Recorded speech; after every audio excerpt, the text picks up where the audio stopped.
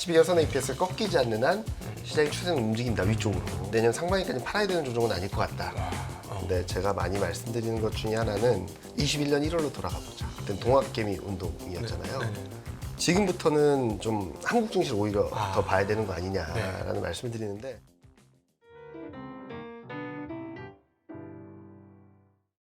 이경민 대신증권 FICC 리서치부 부장님을 모셨습니다. 어서 오십시오. 네, 안녕하십니까. 네. 네, 저희가 2부에 모신 이유가 있죠. 네. 지금 중간에 끼었어요. 지금 한국 이거 지금 이거 끼어가지고 이거 어떡하냐. 어? 아니 러셀 2000도 가는데 왜 못 가라는 게 이제 첫 번째고. 아니 러셀 2000 가면 우리도 가야지 그렇죠. 하는 생각이 있고. 근데 러셀 2000을 가는 걸 보면서 이제 걱정이 되는 게 이제 미국 시장이 이제 막장을 향해서 가는구나. 뭔가 좀 뜨거워진 과열 국면으로 이제 막 진입을 하는 것 같다라는 느낌인데 얘네 과열 국면 하이라이트 가고 있는데 우리 못 가면 그다음에 우리가 아무리 싸도 그렇죠. 쟤네 꼬꾸라지면 우리는 어떻게 올릴 거냐. 난감합니다 지금. 네.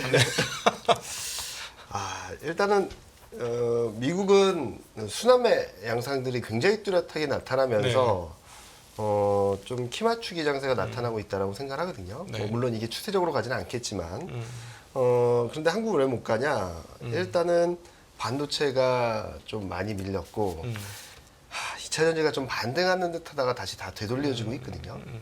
이런 그림들로 인해서 지금 코스닥은 4번째 830선 와 있고요.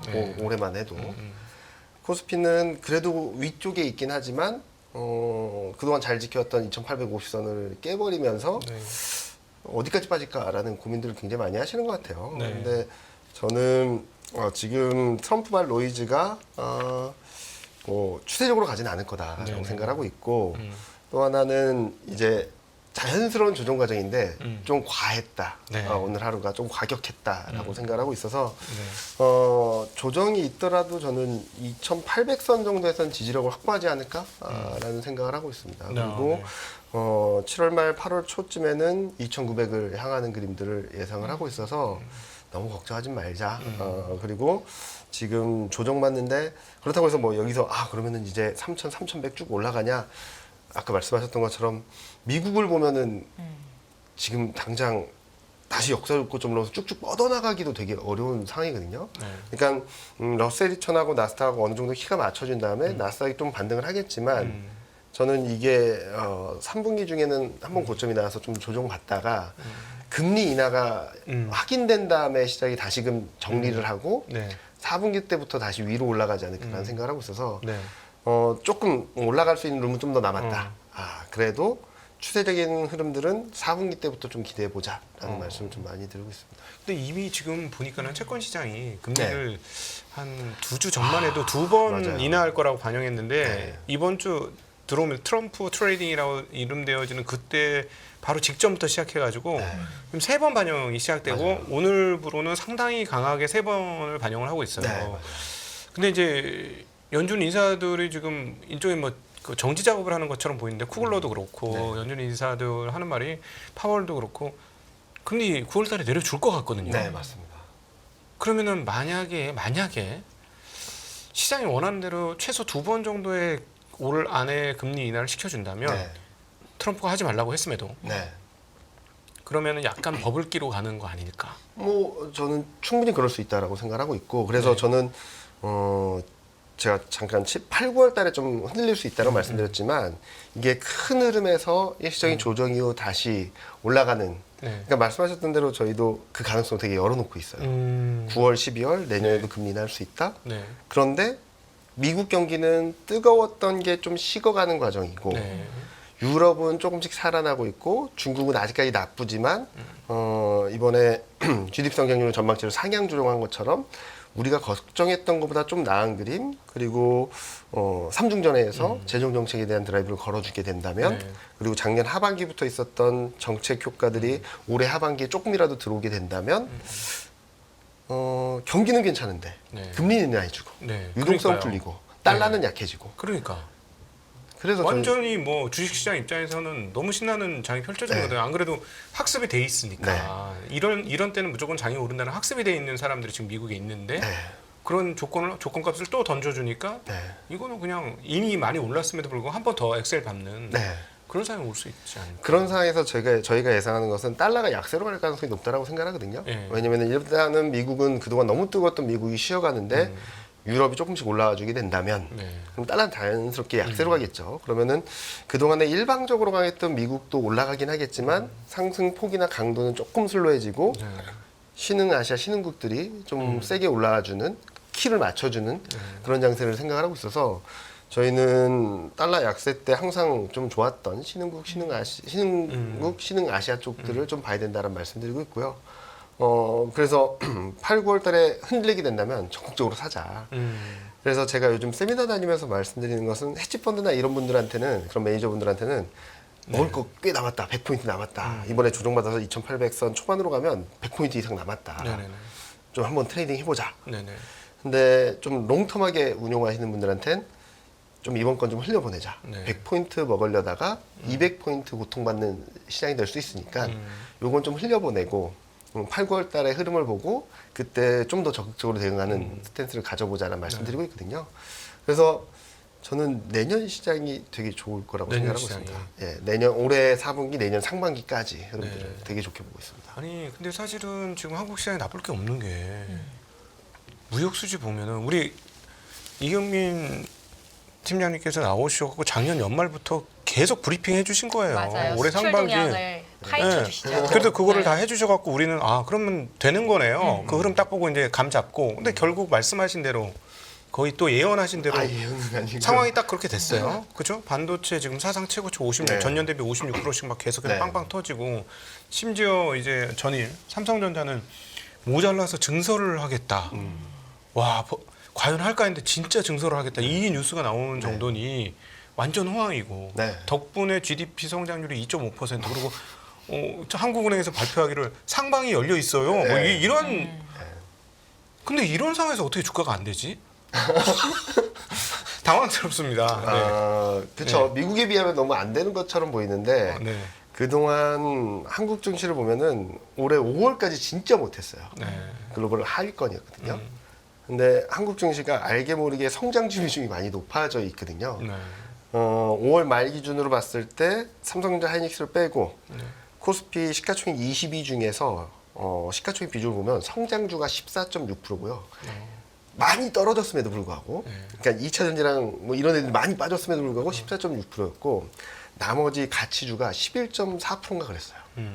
그러니까 금리가 위쪽으로 움직이는 구간에선 항상 흔들릴 수밖에 없는 시장이 돼버렸다는 것처럼 느껴지고, 네. 그러다가 이제 6월, 7월 되면서 채권금리가 좀 안정을 찾으니까 그나마 의차 힘을 내서 52주 신고가를 간 거겠죠. 그런데 지금 계속 발목을 잡고 있는 것 중에 하나는 그나마 반도체는 이렇게 올라왔다 좀 쉬는 건데 네네네. 2차 전지가 네. 참 힘들게 하고 있죠. 2차 전지 지금 미국의 탄산 리튬 가격 연일 신저가예요. 네. 네네. 근데 이 부분도 저는 이제 3분기나 4분기는 그리고 내년은 좋아진다고 하는데 아까 말씀하셨듯이 모든 것에 보물로 가는 거 아니냐라고 말씀하셨던 그림에서 원자재도 가겠죠. 네. 네. 그렇게 되면은 2000년 소재 말씀하셨던 그런 원자재 가격들이 좀 회복되게 된다면 지금 레벨보다는 좀 높을 수 있다라는 말씀을 드리고 있고 그런데 그렇다 하더라도 실적에 대한 실망감이 아직까지 너무 팽배하거든요. 네. 한국에. 네. 2차 전지. 네. 2차 전지는 뭐 어쩔 수 없죠. 네. 그래서 2분기 실적 시즌에 1분기 때 같은 코멘트만 안 해줬으면 좋겠어요. 1분기 때 대부분 업체들이 2분기 때도 안 좋아요라고 하면서 좀 실적이 쇼크긴 했지만 네. 그래도 좀 반등하려던 분위기를 완전히 망가뜨려 버렸었거든요. 네. 그래서 하반기는 좀 나아질 수 있어요라는 코멘트가 들어오게 된다면 좀 안정을 찾을 거라고 생각하고 있고 만약에 그렇지 않으면은 직전 저점에서 이번 고점 박스권 등락을 조금 보이지 않을까라는 생각을 하고 있어요. 그래서 저는 코스닥이 830을 깨고 막 내려가는 그림이라고 생각하지 않고 있는데 2차 전지 회복이 언제냐라는 것들이 또 이제 코스닥의 흐름들을 좀 결정지어 줄 텐데 2분기 실적 시즌 좀 확인하고 코멘트를 들어보자라고 말씀 많이 드리고 있습니다. 개인적으로 정말 죄송하지만 긍정적으로 안 보입니다. 2차 전지는. 2차 전지요? 네, 왜냐하면은 앞서 원자재 가격이 계속해서 떨어지고 있고 그다음에 인도량이 전분기 대비 늘었다고는 하지만 그 전년 대비로는 늘은 게 없는 그 테슬라의 실적 이런 것들을 감안해 보고 그다음에 각종 뭐 예를 들어 폭스바겐이라든가 포드라든가 그쵸. GM에서의 전기차의 그 세그먼트의 축소 등등 감안해 보면 전년 대비 되게 그리고 또 이제 실질적으로 전기차 그 인도량 숫자를 보면 전년 대비 는 게 하나도 없어요. 없어요. 근데 캐퍼는 늘었잖아요. 네. 2차 전지 캐퍼시티는 엄청나게 늘려놨을 텐데 좋을 수가 없죠. 이거는. 그러니까 저는 현재 지난번에 찍었던 저점 수준이 거기에 대한 불안감들을 많이 반영하고 있다라고 생각을 하고 있어요. 선반영하고 있다라고 생각하고 있고 요 그림 하나 보여드리면 조금 달라 보이실 텐데 네. 말씀하셨듯이 2차 전지 수출이거든요. 네. 전년 대비 변화율이 마이너스는 맞아요. 근데 전월 대비 변화율은 지금 5월에 이어서 6월도 플러스거든요. 그러니까 최악의 상황에선 조금씩 벗어나는 듯한 움직임은 보이고 있다 정도로 보고 있어서 여기서 이제 턴어라운드하는 그림을 보여주느냐, 아니면은 그냥 바닥에서 이렇게 회복되는 정도로 보여주느냐, 라는 게 2차 전지 주가를 결정지을 텐데 저는 하반기에 특히 4분기 내년 상반기에 지금보다 더 나빠질 가능성 높지 않다. 최악의 상황을 지나가고 있다. 여기에 어느 정도 실적에 대한 신뢰도 1분기 실적도 4분기보다 좋긴 했는데 컨센보다 18% 못했거든요. 평균으로 본다 하더라도 쇼크죠. 쇼크만 아니었으면 좋겠다. 첫 번째 쇼크더라도 컨퍼런스 콜에서 3분기 더 안 좋아요라는 말보단 3분기 좀 나아질 것 같아요라는 얘기를 해줬으면은 좀 주가는 좀 안정을 찾지 않을까 생각을 하고 있습니다. 네네네. 네. 야, 참 아니 그러면은 이게 좀 궁금한 부분 중에 하나가 한국 시장이 지금 환율도 너무 높죠. 최근 1주 반 동안 워낙 최고 약세예요. 네, 맞아요. 그리고 주식 시장도 최고 약세예요. 올랐다고 해도. 그러니까 이제 한국 분들이 이제 다 탈출 러시. 네. 이제 한국 더 이상 볼 거 없다. 두산 밥캣 봐라. 이게 나라냐? 경제 민주화는 끝났다. 우리나라는 없다. 이러면서 이럴 거면 깔끔한 IR도 잘해주고 자사주 소각도 잘해주고 ROE 높이려고 주주환원 열심히 해주는 미국을 하는 게 낫지. 제 주변에서도 수없이 생각을 좀 바꿔먹으세요. 한국 시장 아주 그지 같아요. 이러면서 미국 가시는 게 훨씬 깔끔하고 주주 대접도 받고 좋아요. 막 이래서 아니 근데 환율 보니까 진짜 많이 빠져나가는 것 같다는 느낌 드는데 혹시 그거 체크되신 거 있으세요? 뭐 숫자로서 얼마나 빠져나갔다라고 확인되는 거는 좀 시간이 지나야지 집계 되니까 좀 시간이 필요한데 저도 말씀하신 대로 세미나 다니면서 그 말씀 많이 들어요. 근데 제가 많이 말씀드리는 것 중에 하나는 21년 1월로 돌아가 보자. 그때는 지금은 서학개미 운동인데 그때는 동학개미 운동이었잖아요. 그때쯤이 피크였습니다. 시장이 가장 강했을 때, 코스피가 가장 강했을 때 그런 분위기가 제일 셌을 때가 정점일 때가 좀 많았던 것 같아요. 그래서 저는 오히려 지금부터는 좀 한국 증시를 오히려 더 봐야 되는 거 아니냐라는 말씀을 드리는데 요 그림 하나만 보여드릴게요. 이게 뭐냐면은 미국채 10년물인데 미국채 10년물이 반등할 때는 S&P 500 대비 코스피가 못합니다. 그리고 그러니까 그러니까 작년 말에 11월, 12월 달에 코스피가 엄청나게 셌잖아요. 네네네, 셌었죠. 5%였던 채권금리가 4.7까지 떨어졌으니까. 네네, 맞아요. 그때 채권금리 많이 떨어졌어요. 10년 작년 10월 달에 완전 채권 시장 그 정말 개박살 나고 그러다 금리가 쫙 내렸죠. 쫙 내려오면서 코스피가 17%가 튀었어요. 맞아요. 그때 저 좋았어요. 제가 잘 압니다. 2270이었던 코스피가 2670으로 갔어요. 딱 두 달 만에. 진짜 정신없이 올라갔죠. 신났어요. 근데 그때 저점으로 올해 4월, 5월 달까지 계속 고공행진을 했던 거죠. 채권금리가. 그러다가 5월 지나서 6월 달부터 채권금리가 조금씩 내려오기 시작하면서 여기 보시는 것처럼 S&P 500 대비 코스피 상대 강도가 좀 바닥을 잡고 좀 올라오려고 하고 있어요. 근데 여기에 또 찬물이 끼었던 게 또 중국이잖아요. 중국 경제지표들이 또 못 나오면서 GDP 4.7. 그리고 더 충격적이었던 건 저는 소매 판매가 2%밖에 안 나와서 되게 충격적이었어요. 왜냐면은 기조 효과가 9.5%포인트가 있었거든요. 근데 더 묻어냈다? 그건 조금 문제가 있을 것 같긴 해요. 그래서 이번에 뭐 3중전에 대한 결과도 봐야 되긴 하겠지만 그런 변수들, 그런 흐름들 때문에 좀 흔들리긴 했지만 저는 더 나빠질 것 같지는 않다. 그러니까 뭐 이렇게 말씀드리면 또 트럼프 얘기를 되게 많이 하시더라고요. 네네네. 중국을 견제하면은 이제 트럼프가 오면은 이제 한국도 이제 안 되는 거 아니냐, 중국이랑 같이. 2016년, 17년을 한번 기억을 해보시면 되게 좋았거든요, 한국. 트럼프 집권 당시에 미국도 좋았고 한국도 좋았습니다. 한국도 주식시장. 좋았죠. 네.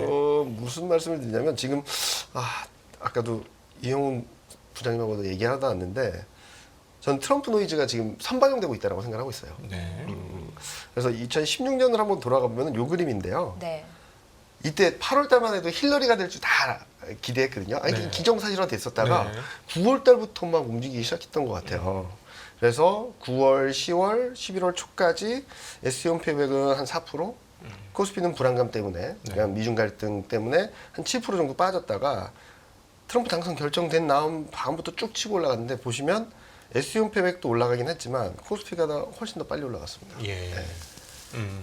그리고 또 하나는 2017년 전망을 하면서 대부분 전망이 트럼프니까 달러 강세, 올드 이코노미 부활이라고 다들 전망을 했었거든요. 네. 근데 그때 실질적인 달러 흐름들을 보면은 우려했던 것 때문에 10월, 11월 달에는 달러가 강했는데 예. 실질적으로 트럼프 취임 이후 달러는 103포인트였던 게 88포인트로 떨어졌고요. 네.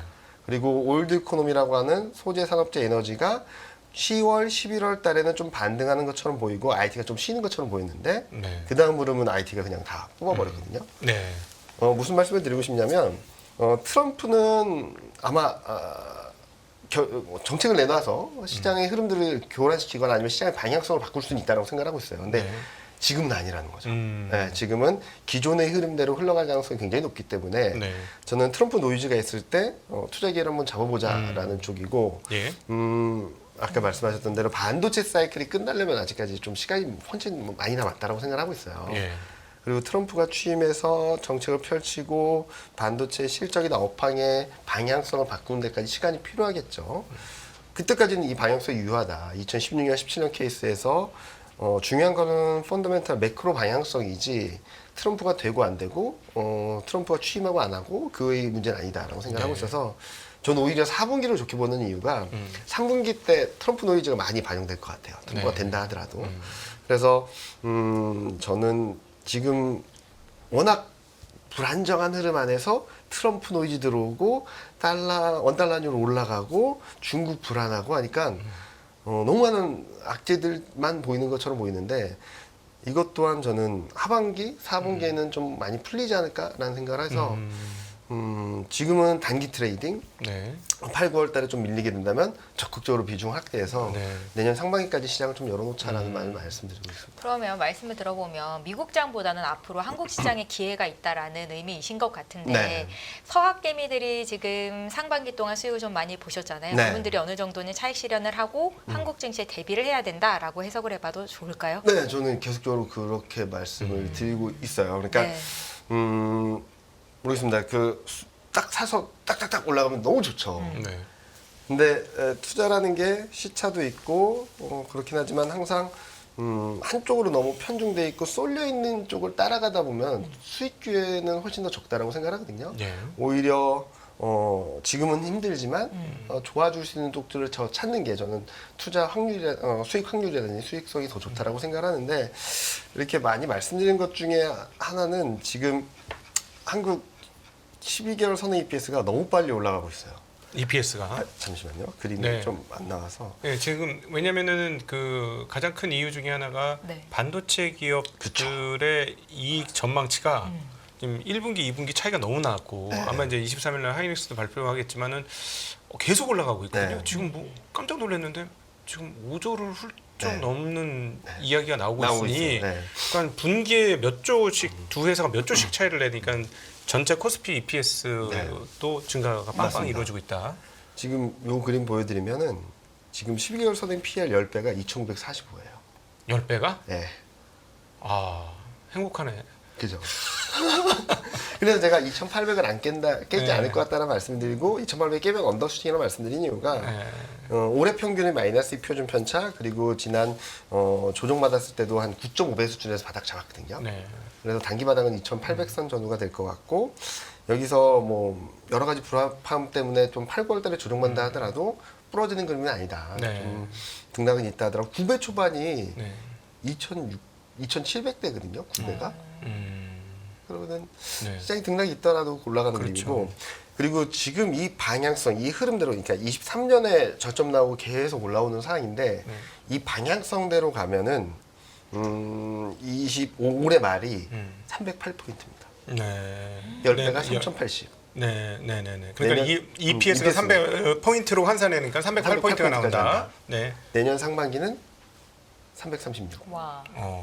그럼 신고점 나오네요. 3,400 넘는. 네, 10배만 그러니까, 해줘도. 네. 그러니까 지금 실적 장세라고 보고 있어요, 저희는. 그래서 반도체가 계속적으로 시장을 이끌어가고 실적이 좋다라고 하는 조선이나 이런 애들이 계속적으로 시장을 움직이고 있는 거죠.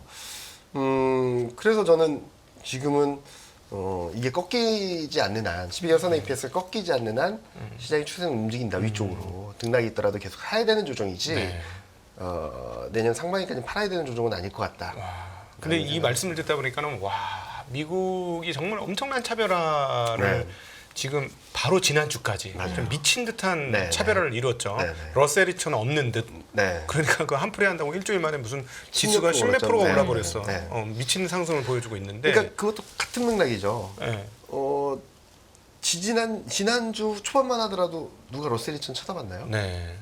그렇죠. 그거 보면 안 된다 그랬어요. 네. 대형주에서 놀아야 된다. 뭐 네. 이랬었는데 그러면은 한국 같은 경우는 그렇게 지금 EPS 증가율이 상당히 많은 부분이 반도체와 네. 뭐 기존에 잘했던 자동차 그리고 요즘에 오늘 또 이야기했던 이제 조선 네. 뭐 이런 쪽이 되면 와 되는 놈하고 안 되는 놈하고 차이 엄청나겠는데요. 네.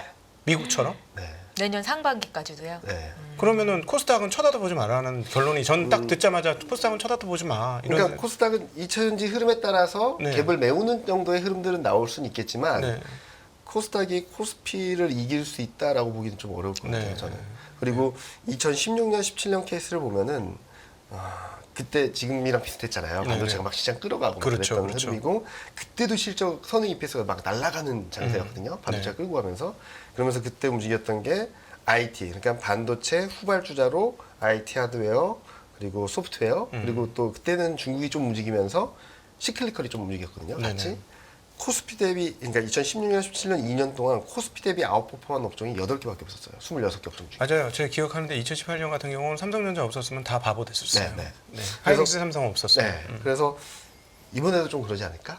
실적이 확실하게 되는 애들과 그렇지 않은 애들. 근데 지금 제가 자꾸 2차전지 말씀드리는 이유가 컨센 이익 증가율 보면 2차전지가 좀 세요. 내년이. 내년에. 눈높이가 높아요. 하반기도 높아요. 눈높이가 높다는 거지 실제로 그렇게 될 거라는 건 확신은 아직 못하는 거죠. 못한다는 거죠. 그러니까 네. 2분기, 3분기 실적에서 이게 거짓말이 아니다라는 걸 보여주면 세게 움직이겠죠. 코스닥도 같이 올라갈 네, 거고. 그러면은 코스닥이 세게. 근데 붙어도 만약에 있겠죠. 실제로 그 지금 예상치가 도달하지 못할 경우에는 현재 상황에서 개선 상황이 별로 많지 않을 없다. 것이다. 네, 그래서 어. 박스권. 네. 그러면은 박스권. 더 나빠지기도 어려운 상황이니까. 네. 박스권. 그러다가 실적에 대한 부분들이 이제 저점을 통과했습니다. 이제부터 업사이클을 기대해봐도 되겠습니다라는 것들이 들어오면 그때부터 좀 빠르게 움직일 수 있을 텐데 조금 시간이 필요하다. 네. 그렇다고 해서 다시 저점을 깨고 막 무너지는 그림을 보여주기는 도출 가능성도 높지 않다라고 생각하고 있습니다. 네. 네. 그래서 저도 요즘 보면 실적 보면서 12개월 선의 EPS 보면서 이렇게 빨라도 되나 할 정도로 왜냐면은 저희가 4월 말에 전망을 하면서 되게 보수적으로 봤을 때 연말에는 275, 280 정도 갈 수 있겠다라고 생각했는데 이미 294, 295거든요. 네. 굉장히 빠르다. 근데 거기에 중심 반도체가 있고 거기에 같이 움직이는 게 자동차, 기계, 금융 이런 것들이 같이 움직여주고 있는데 금융은 약간 쉬어가는 듯한 모습들을 보여주고 있는데 반도체는 워낙 세죠. 네, 그래서 네, 네. 반도체를 놓치지 말자. 오늘 좀 닉스 좀 많이 빠졌는데 네. 이렇게 고공행진하다가 좀 쉬어갈 때 좀 세게 맞은 거지 이게 부러지는 그림은 아닐 것 같다라는 네. 생각을 하고 있습니다. 그래도 평택 P4 라인이 돌면은 공급이 많아져가지고 네. 거기에 대한 우려 아닐까? 근데 저는 오늘 굉장히 당황스러웠던 게 네. 지금 말씀하셨던 그런 모든 것들, 네. 그다음에 이제 삼성전자가 P4 라인을 하면서 물량을 늘린다는 거는 그만큼 이제 물량이 딸리기 시작했다고 하니까 이걸 풀어도 되겠다고 마음을 먹었으니까 네. 빈 공장을 지금 채우겠다는 얘기인데 네. 소부장이 완전 오늘 전멸했어요. 맞아요. 그렇죠. 깜짝 놀랐어요. 이게 미국 시장하고 같이 움직일 상황이 아닌데 신기하다. 이러면서. 네. 일단은 앞서 말씀하셨던 그런 이슈들이나 우려감들 때문에 있겠죠. 근데 그게 실적으로 반영되려면 저는 타임라인에 있어서는 심리적인 수급적인 불안 요인은 될 수 있겠지만 타임라인상 현실화되기까지는 시간이 충분히 남아있다라고 생각하고 있어서 지금은 저는 말씀하셨던 것 중에 지금 그동안은 후공정과 AI 반도체만 날아갔잖아요. 근데 지금부터는 좀 다른 쪽도 같이 봐도 좋겠다라고 생각하고 있고 특히 아까 말씀해 주신 것 중에 좀 의미가 있는 것 중에 하나는 수출인데요. 이거 보시면은 반도체 수출 되게 좋다라고 했잖아요. 좋은 건 맞는데 수출 물량은 계속 떨어졌었어요. 네, 물량 안 늘었습니다. 이제 5월 달까지는 확실히 저도 파악을 해보니까 지금 2월 달 저점으로 3월, 4월, 5월 조금씩 올라오는 모습들을 보여주기 시작하고 있거든요. 반도체 전체적으로. 그래서 저는 말씀하셨듯이 그동안 최근 몇 달 동안 전자를 좀 많이 보자. 닉스보다. 닉스는 좀 많이 올라왔고 전자는 못 올라왔는데 최근 보면은 반도체 물량까지 바닥을 찍고 턴하는 모습들을 보여주고 있어서 전자를 보자라고 말씀드렸는데 전자도 되게 빨리 올라왔죠.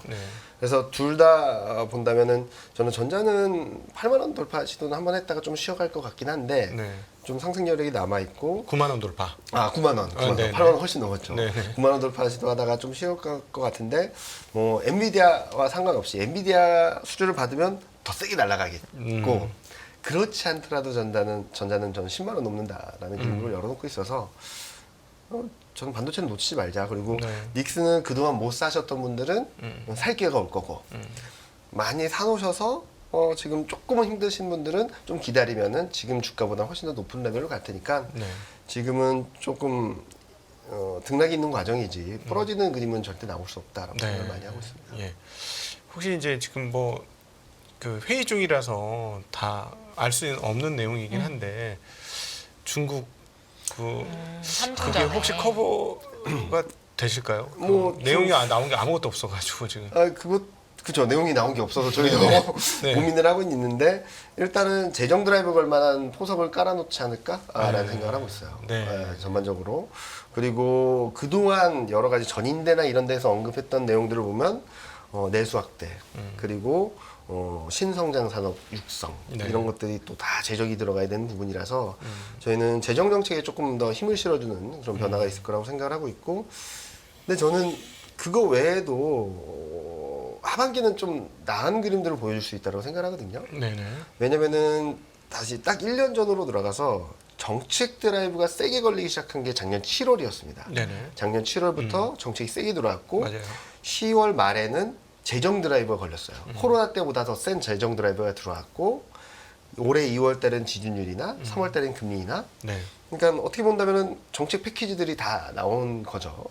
그러면은 시차를 반영해서 1년 정도의 시차를 감안해서 본다면 올해 하반기는 그동안 쏟아냈던 정책들의 효과들이 조금씩 경기를 더 나빠지기보다는 조금씩 위쪽으로 바라볼 수 있게 만들지 않을까라는 생각을 하고 있고 그와 맥을 닿아서 중국 경제 전망이나 이런 것들이 올해뿐만 아니라 내년 전망까지도 상향 조정되는 그림들이 나오지 않나라는 생각을 좀 하고 있습니다. 그래서 중국도 지금은 너무나도 불안정한 것처럼 보이지만 더 나빠질 것도 없다.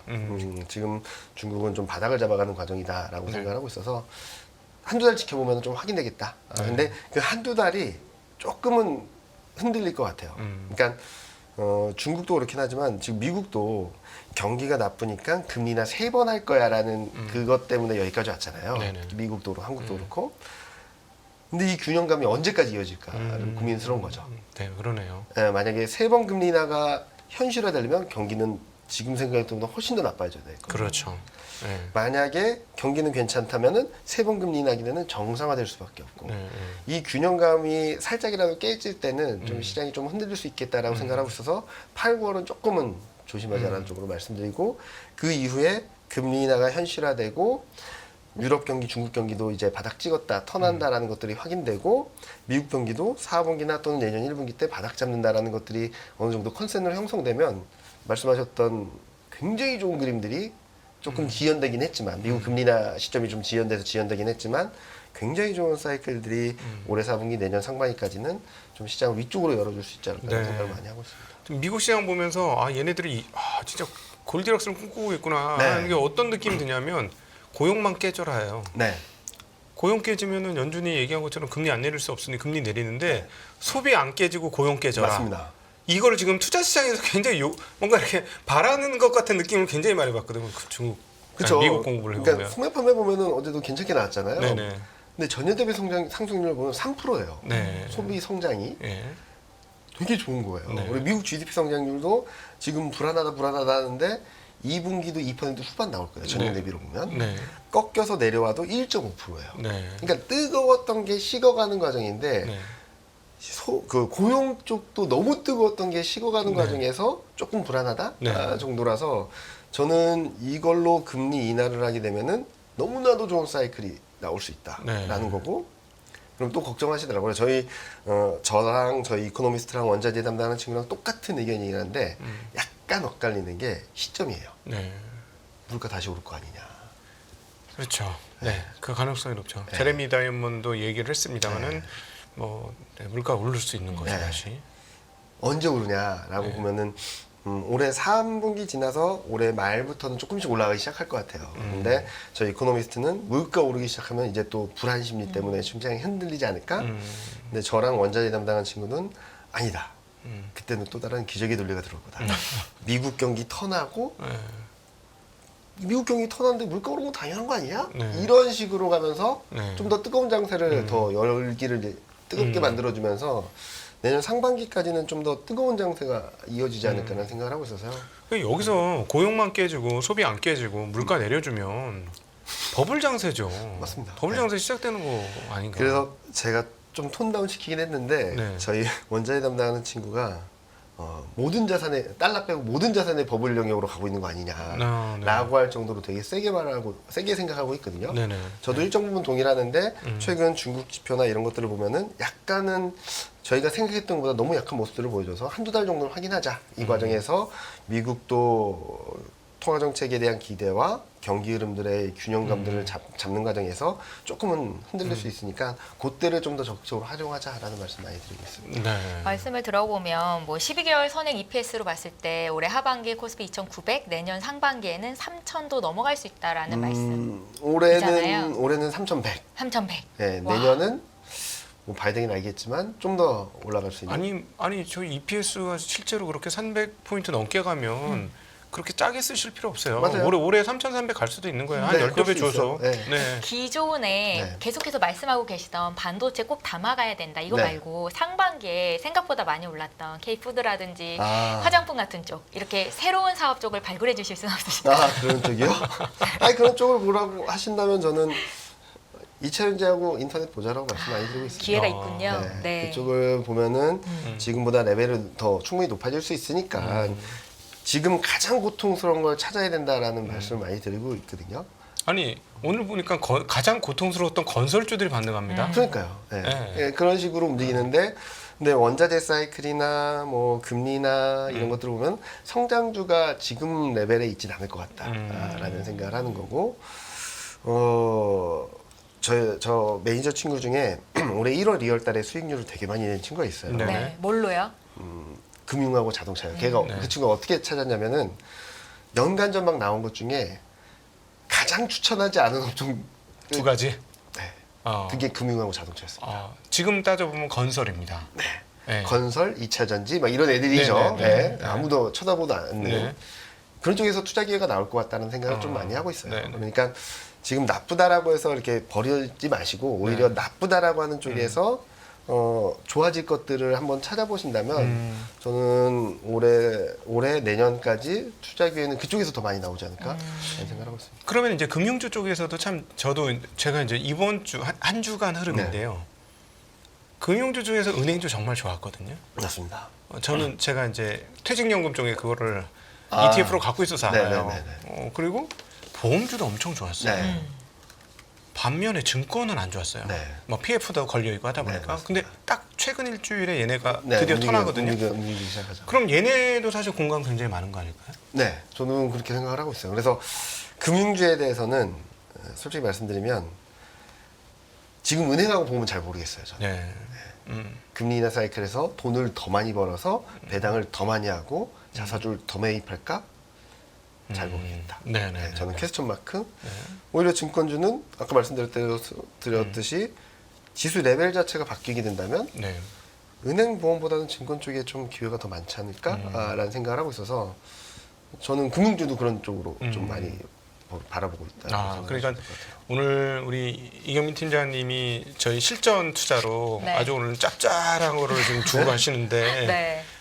리포트 없고 관심 없는 쪽 관심 좀 가져라. 지금 오를 만큼 다 오른 거 말고 그냥 반도체는 들고 너무 좋아요, 가는데 이런 얘기야. 가는데 올해 상반기 보니까 아무도 관심 없던 자동차 이쪽에도 빵빵 터졌으니 지금 이미 오른 K푸드나 화장품 쳐다보지 말고 전력 쳐다보지 말고 안 보는 거 봐라. 네, 저는 그런 말씀이시죠. 그렇게 많이 말씀드리고 있습니다. 네, 네. 여기서 저희 정리를 하겠습니다. 오늘도 집요하게 저희가 이경민 부장님을 저희가 쥐어짜서 하반기 내년까지 갈 만한 투자 기회가 있는 섹터까지 의견을 들어봤습니다.